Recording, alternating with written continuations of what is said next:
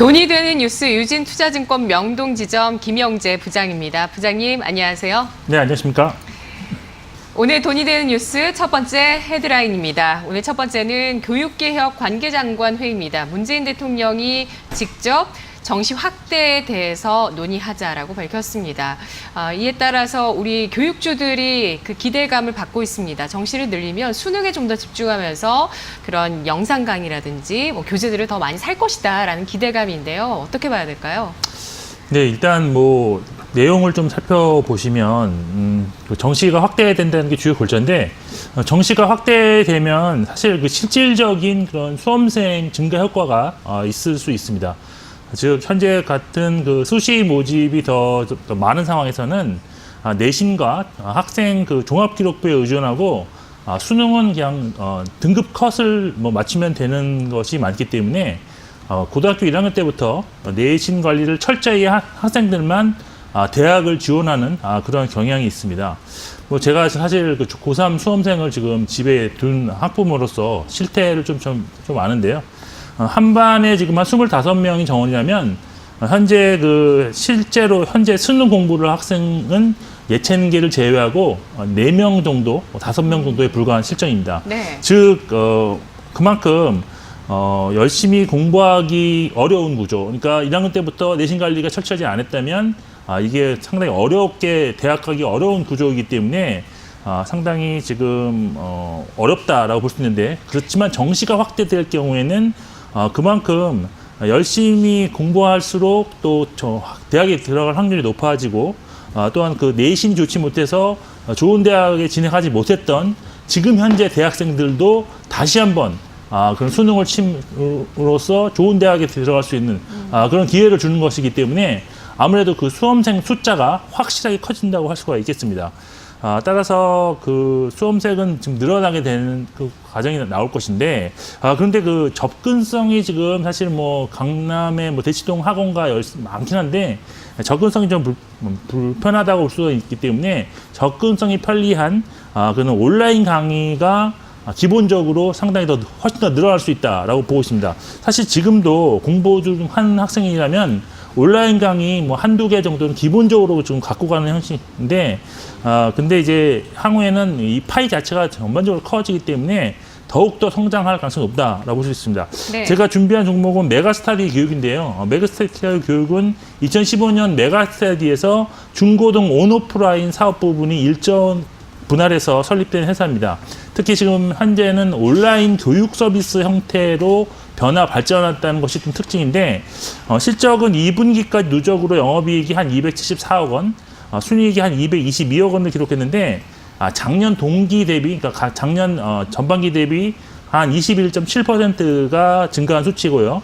그리고 특히 2분기 영업이익률이 18.2%로 상당히 크게 좀 증가하면서 수익성이 지금 강화되고 있다는 그런 점을 확인할 수 있는 그런 종목이라고 할 수 있겠습니다.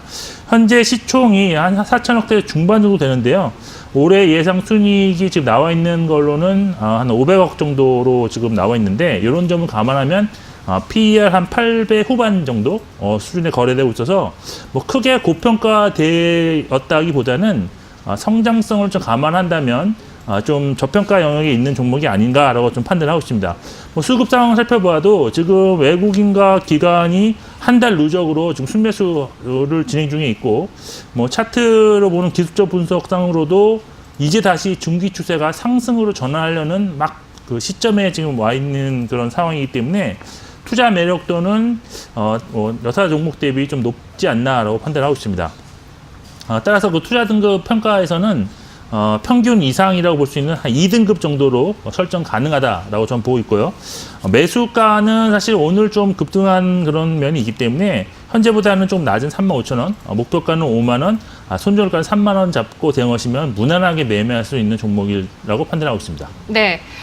정시 확대 그 구체적인 개편안에 대해서 다음 달 발표가 예정돼 있고요. 수험생 증가 효과로 인해서 실질적인 성장 모멘텀, 메가스터디 교육 예상하고 있습니다. 목표 주가 5만 원 보고 있고요. 다음 두 번째 돈이 되는 뉴스 헤드라인입니다. 정부가 WTO 개도국 특혜를 포기하겠다라는 것인데요. 기존은 유지하고 앞으로 있을 협상에서 포기한 채 협상을 진행한다라고 이야기합니다. 개도국의 혜택을 받던 농업 등의 산업의 피해가 우려되는데 수혜 종목이 있을까요? 네, 일단 개도국 특혜 포기하게 되면 뭐 일반 선진국처럼 농업인들을 위해 보호하는 뭐 고율의 관세가 좀 낮아질 것으로 보이고, 이에 따라서 정부는 그 농업인들에게 가격 경쟁에서 살아남기 위해서 효율성을 향상시킬 수 있는 제도적 지원 정책을 사용할 수밖에 없을 것으로 볼 수 있습니다.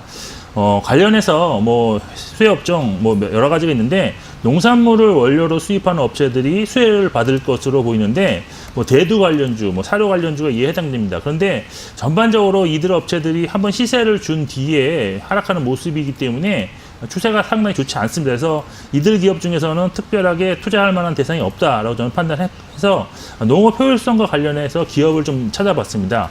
그 중에 이제 그린플러스라는 기업이 발견되었는데요. 그린플러스는 국내 1위의 그 첨단 온실 시공 및 관련 자재를 납품하는 그런 전문 기업인데요. 첨단 온실이라는 것은 온실 내에 그 작물 생육, 학력 조건을 제어해서 연중 내내 작물을 생산할 수 있는 시설로서 현재와 같은 그 농촌의 그런 고령화 등 뭐 특화작물 재배가 좀 늘어나는 점을 감안해 볼 때 설치 수요가 꾸준히 늘어나는 그런 시설이라고 할 수 있겠습니다.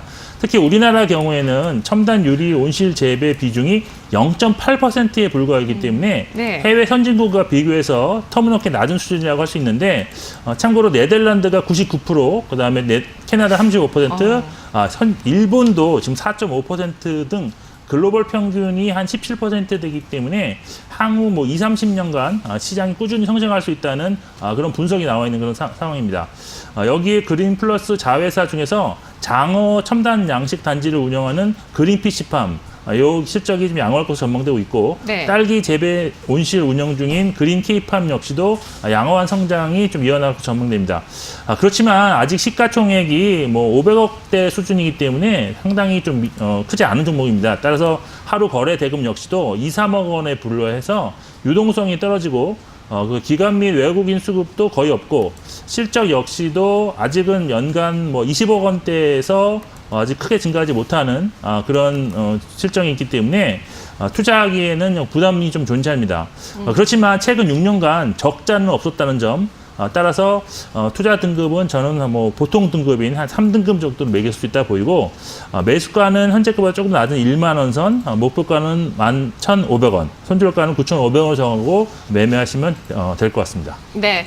알겠습니다. 그린플러스 비닐하우스에서 좀 더 효율성을 높인 첨단 온실의 도입이 확대될 가능성 보고 있습니다. 이게 기술 경쟁력, 기술 장벽이 높지 않다면 또 향후에 많이 늘어났을 때는 또 다시 또 경쟁 업체가 늘어날 수 있는 가능성도 있고요. 지금 현재는 좀 거래 대금이 동반되지 않는 측면과 또 거래량이 크지 않다는 점에 대해서 또 코멘트하고 있습니다. 3등급 제시됐고요. 다음 세 번째 오늘 돈이 되는 뉴스는 LG화학입니다. 실적 발표와 함께 앞으로의 방향성을 얘기했는데 OLED에 집중하는 포트폴리오로 전환하겠다라고 밝혔습니다. 관련주 가운데 어떤 걸 볼까요? 아무래도 LG화학 같은 경우는 소재 업체이기 때문에 뭐 소재 업체는 결국 그 자회사인 LG 디스플레이에 소재를 공급하는 그런 것이 좀 더 강화될 수밖에 없을 것으로 일단 볼 수 있어서 뭐 수혜주는 역시 LG 디스플레이가 아니겠느냐라는 판단을 하고 있습니다. 따라서 LG 디스플레이가 현재 상당히 안 좋게 지금 실적이 나오고 있는데, 원가 절감 가능성은 향후에 좀 먼 얘기지만 있을 수 있다라는 전망을 가질 수 있어서 LG 디스플레이를 일단 선정을 했고요. 지금 3분기 실적이 상당히 지금 예상보다 상당히 안 좋게 나와서 상당히 우려가 많은 그런 종목입니다. 그래서 사실 그 실적 전망에 대해서도 지금 호불호, 그러니까 전망이 뭐 많이 지금 애널리스트마다 지금 평가가 좀 엇갈리고 있는 그런 종목이긴 한데, 그럼에도 불구하고 주가는 실적이 별로 좋지 않았지만 뭐 크게 관련해서 움직이지 않고 뭐 횡보하는 그런 모습을 좀 나타나고 있기 때문에 더 이상 추가적인 하락은 크지 않을 가능성이 높다라고 저는 판단을 하고 있습니다. 따라서 주가는 횡보 후 반등 가능성이 좀 더 무게를 둬야 되지 않겠느냐라고 보는데, 그렇지만 뭐 단기에 반등할 수 있는 그런 모멘텀이 없기 때문에 일단 장기적인 접근에서의 그런 투자 전략이 좀 필요하지 않나라고 판단하고 있고요. 뭐 이런 수준이라면 뭐 1년 전에 뭐 자동차 업계랑 상당히 좀 비슷한 어닝 쇼크 이후에 행보하다가 점진적으로 좀 우상향했던 그런 모습이 좀 나타나지 않을까라고 판단을 하고 있어서 좀 지금으로서 사실 뭐 투자를 확실하게 뭐 해야 된다 이런 건 아니지만 지금에서는 뭐 크게 우려할 만한 것은 없지 않겠느냐 하는 그런 판단입니다. 따라서 투자 등급은 뭐 3등급으로 정의했는데 사실 뭐 4등급에 가까운 3등급이라고 보시면 될 것 같고, 뭐 지금 매수가는 현재가 그다음에 목표가는 19,000원 수준에서 좀 할 수 있다라고 보고, 뭐 손절가는 한 5% 정도 마이너스가 나오면 손절을 하시는 것이 좋다라고 판단하고 있습니다. 뭐 아직은 어렵다라는 그런 평가가 주로 있어서 서두르지 않아도 되는 종목이라고 일단 판단하고 있고, 추세도 아직은 상승 전환하지 않았기 때문에 상당히 좀 추세가 전환한 이후에 매수해도 괜찮은 종목이다라고 보고 있고요. 수급은 기간은 꾸준하게 매수 중이라는 정도 참고하시면 좋을 것 같습니다. 기관 매수가 이어지는군요. 연기금 쪽인가요? 어느 주체인가요?